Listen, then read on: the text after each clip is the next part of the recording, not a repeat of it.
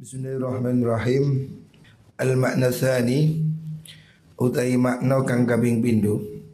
Alladzi la budda kang ora kena ora yang wajib apa min i'tiqadihi saking i'tiqati al-tsani liyatima supaya jadi sempurna lahu kudu wong apa an-nushu paring nasihat wa tayassuru lan dadi gampang apa nusu alihi ing atas wong supaya kita ini dalam bisnis bisa sportif, mengingatkan, mengakui kalau memang ada yang jelek yang harus difahami. Yang kedua, ayya alama yen to ngawuri sapa wong anna ribhal akhirati setune badi akhirat, keuntungan bisnis yang halal dan berkah di akhirat maksudnya. Wal ghina lan sugih mengkono akhirat iku khairun luwih bagus min ribhid dunya saking untung ing dalam dunya. Hendaknya kita meyakini bahwa dengan bisnis yang jujur maka kita akan untung selamat dunia sampai di akhirat. Tetapi kalau tidak jujur mungkin untung tapi hanya di dunia. Wa anna fawaida amwalid dunya lan setune pira-pira faedai harta dunia iku tangkodi dadi tutuk apa fawaid binqidha'il umri kelawan dadi tutuke umur wa tabqalan isi tetep apa mazalimuha pira-pira kezalimane amwal wa auzaruha lan pira-pira dosane mengkono amwalud dunya. Fa kaifa mongko kaya apa ayastajiza yen to amrih nerusaken sapa akil wong kang duweni akal nerusaken ayastabdilah yen to amrih ganti sapa wong alladzi ing perkara huwa kang utai alladzi iku adna luwih asor billadzi kelawan perkara huwa kang utai alladzi iku khairun luwih bagus ya.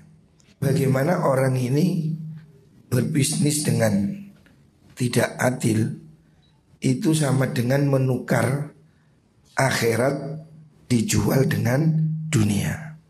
Keuntungan dunia ini tidak lama.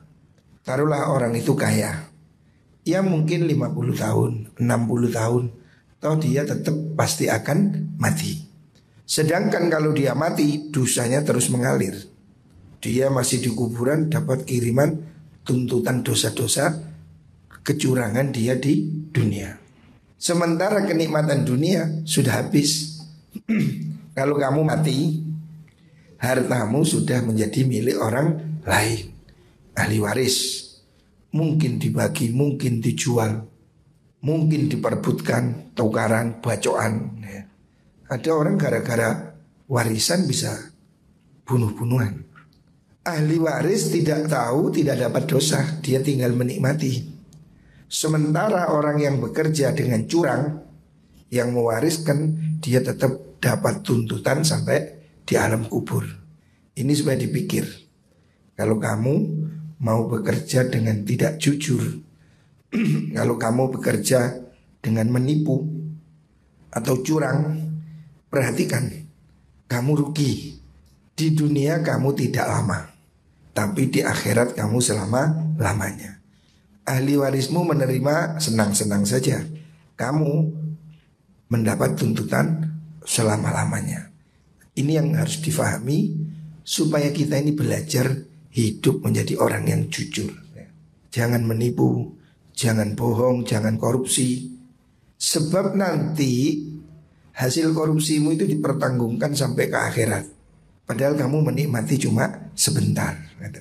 Orang yang mendapat harta itu kan habis sampai dia mati. Kalau sudah mati kan selesai, hartanya tidak dibawa, tapi tuntutannya tetap.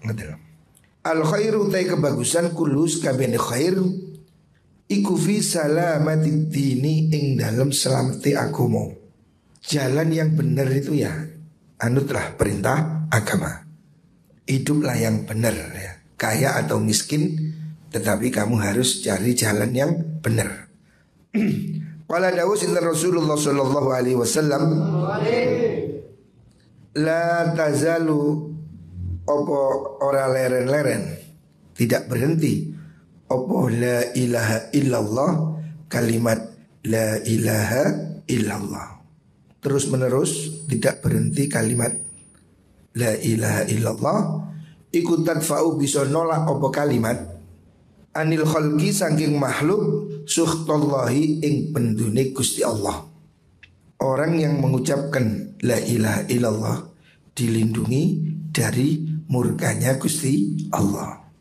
Malam yu'thiru, tapi ada catatan, malam yu'thiru selagi ora milih sopo nas supaya menungso niku safqata dunyahum ing dagangan dunyane wong ala akhiratihim ing atase akhirate wong. Artinya kalimat la ilaha illallah itu kalimat sakti, akan melindungi orang itu dari kemurkaan Allah. Dengan catatan, nah ada catatan, selama dia tidak menukar dunia dengan akhirat. Artinya selama dia tidak memilih mengutamakan dunia mengalahkan akhirat. Tetapi kalau dia memilih itu, berarti dia tidak dapat perlindungan dari Gusti Allah. Sebab urusan dunia, niaga, transaksi, ini kan kaitannya dengan orang lain. Kalau dosa itu kepada Allah, dengan mudah orang itu bisa taubat, mohon ampun ya. Tetapi kalau kaitannya dengan harta orang lain, ini kan harus minta maaf, harus nempuhi, harus mengembalikan. Jadi tuntutannya lebih berat. Makanya berhati-hatilah dalam melakukan transaksi ataupun segala macam urusan keuangan dengan orang lain. Jangan menipu, jangan mencuri, jangan merugikan orang lain. Sebab itu nanti akan ada tuntutan sampai hari kiamat.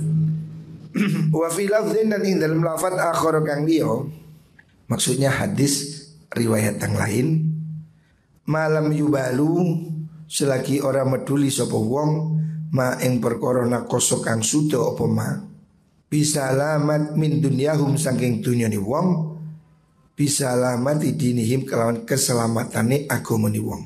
Fa idza fa'alu nalikane nglakoni sapa kaum zalika ing mengkono lam yubalu niku wa qalu lan ngucap sapa wong kaum ngucapaken la ilaha illallah ing kalimat la ilaha illallah.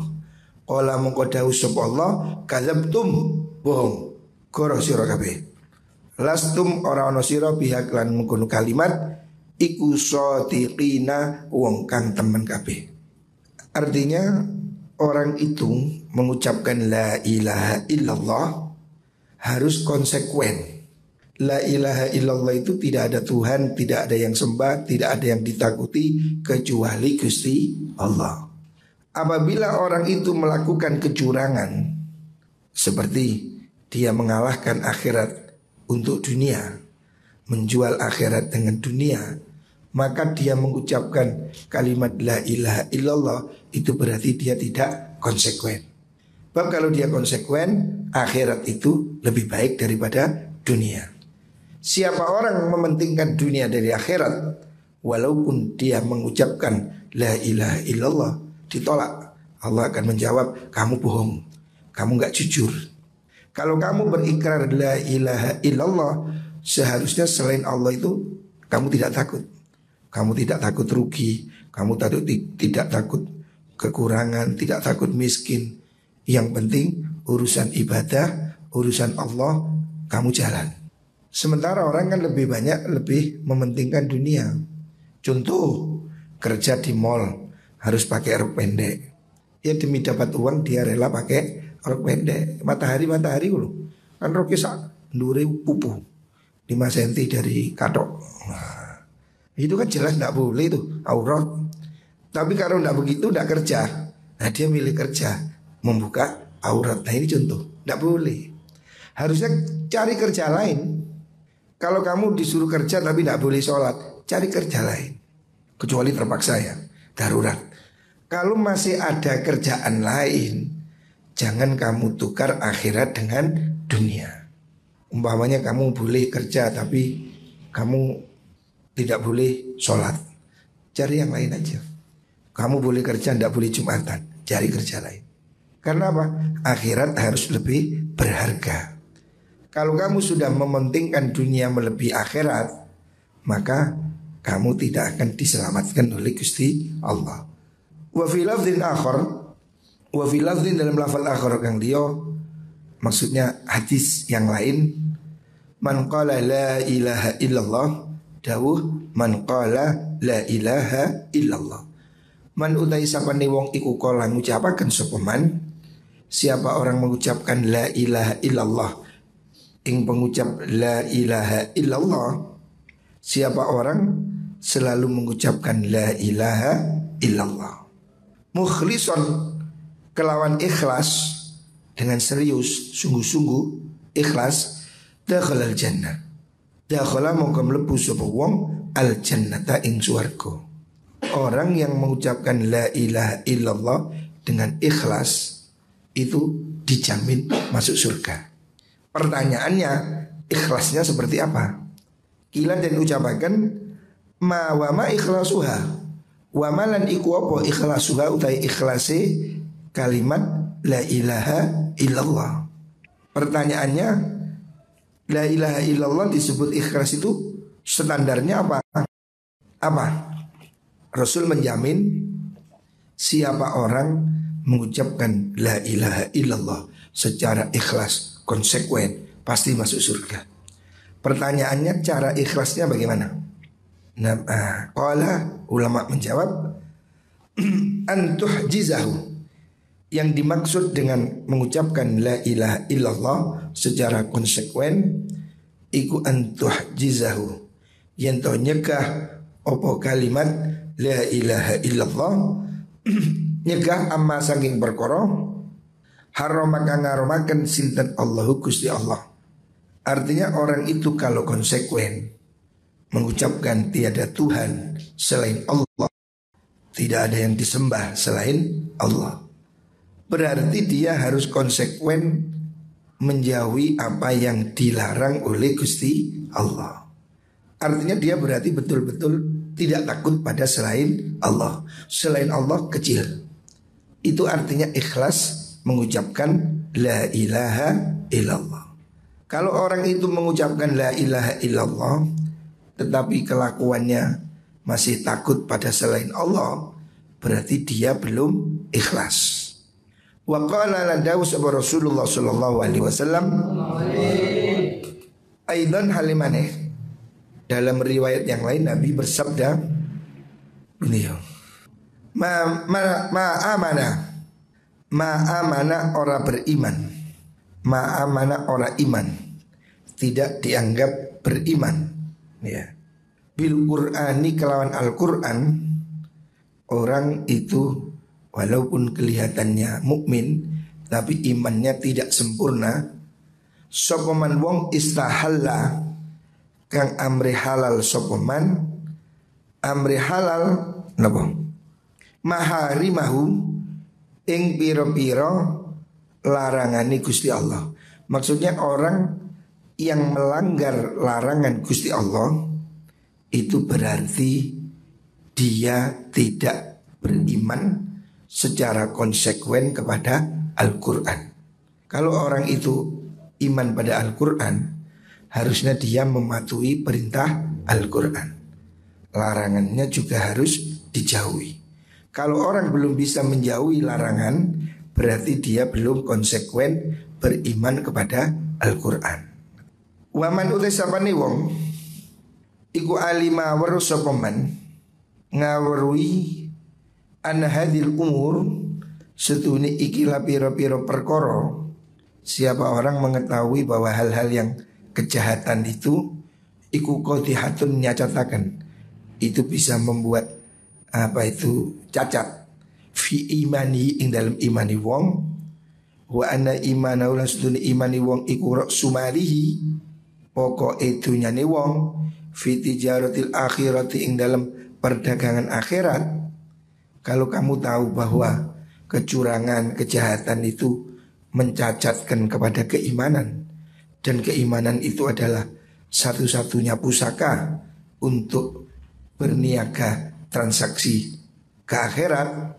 Siapa orang ngerti ini, lam yudayyi mongko ora bakal nyiak-nyiaken sapa wong rasa mali ing pokoke bondo wong al muaddi kang den cawisaken li umrin maring umur la akhir kang ora ana akhir ku maujud lahu kedue umur bisa babi ribhin sebab badi yang tafi'u kang ngalap manfaat sapa wong bihi kelawan ribhun ayaman ing piro-piro dino ma'dudatan kang bisa den wilang-wilang. Orang yang mengerti bahwasanya puncak kunci keselamatan akhirat itu adalah kebaikan, kejujuran, maka tentu dia tidak akan menyia-nyiakan hidupnya untuk melakukan kejahatan itu. Sebab dia di dunia ini hanya sebentar. Dia akan hidup selama-lamanya di akhirat. Maka orang yang menyadari kehidupan itu, dia tidak akan berlaku nekat, dia tidak akan ngawur hidupnya, karena dia meyakini keselamatan itu lebih penting keselamatan di akhirat. Kita ini lebih baik kaya besok di akhirat. Kaya di dunia cuma sebentar.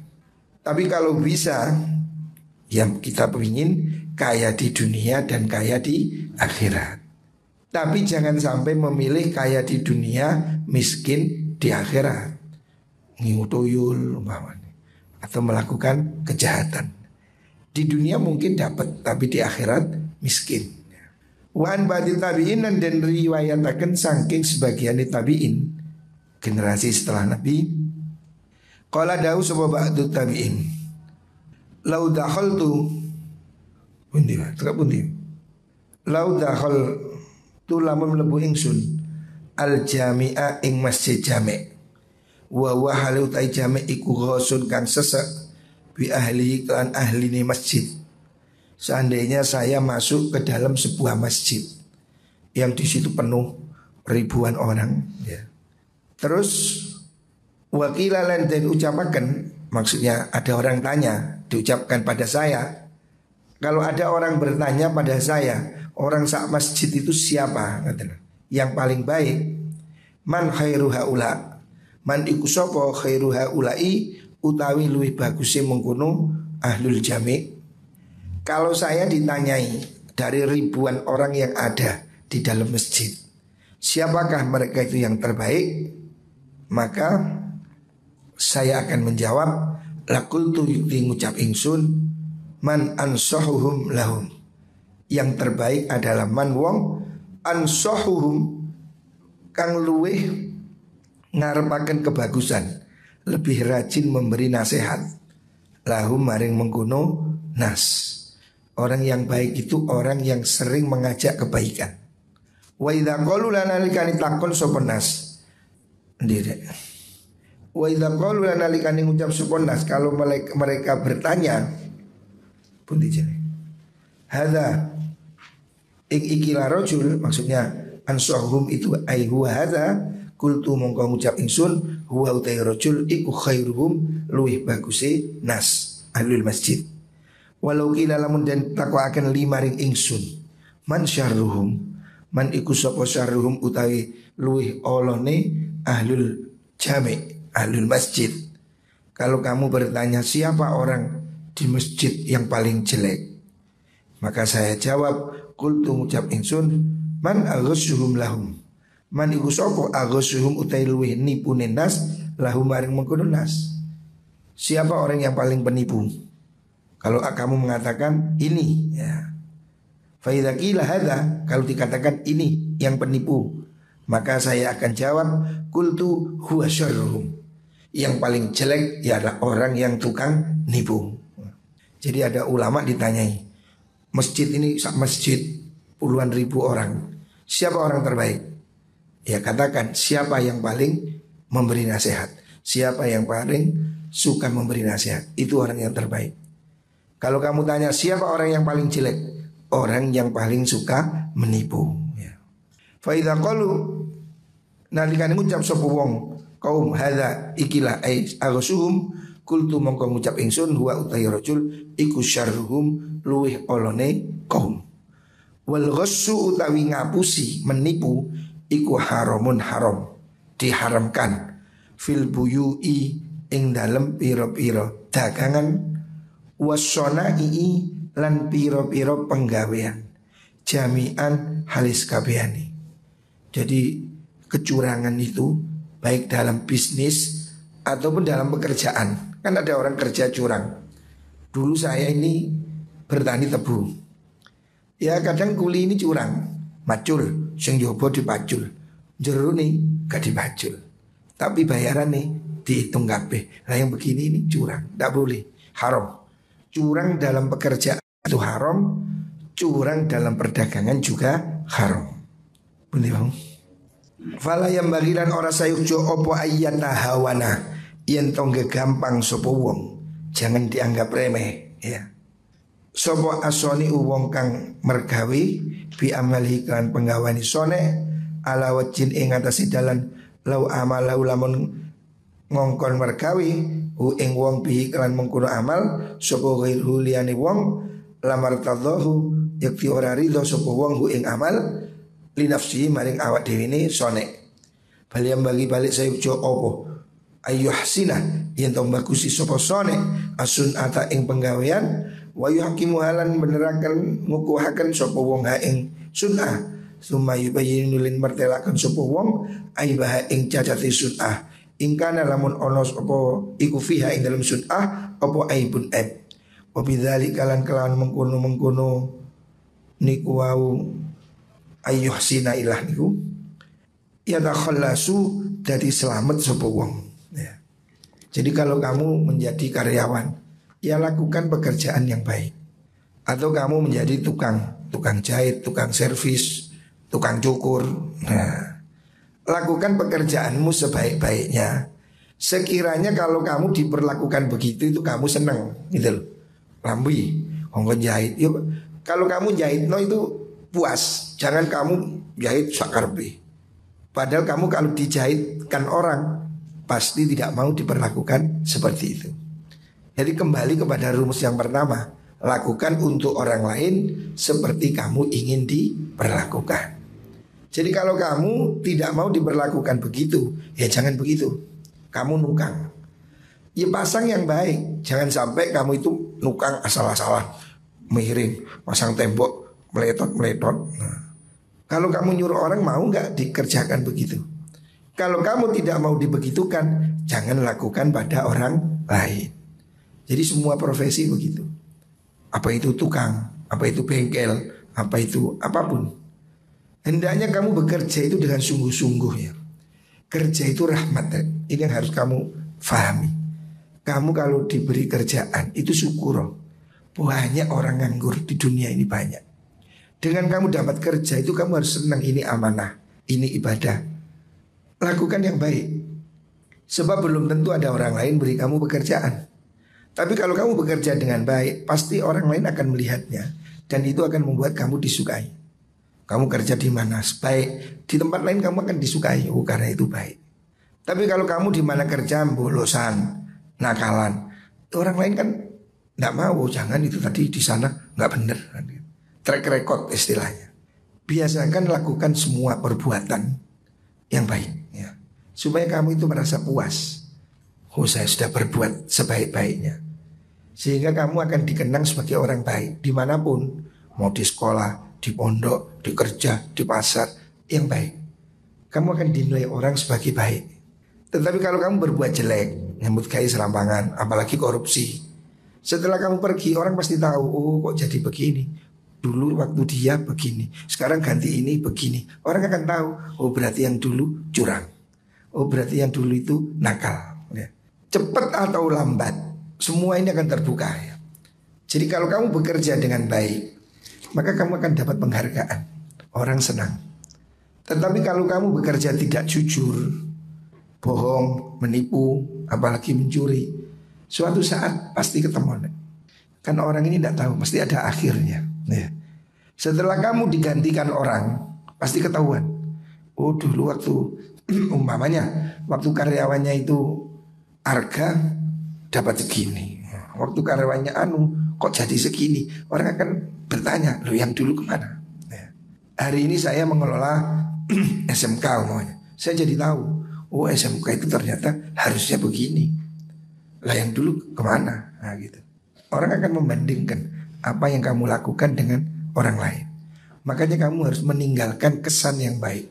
Sehingga kalau kamu pergi, orang akan mengingat, oh dia itu loh baik. Sekarang baik waktu itu. Nah ini harus. Jadilah kamu kenangan yang baik dimanapun kamu berada. Moga-moga semua diberi hidayah Allah Subhanahu Wa Taala.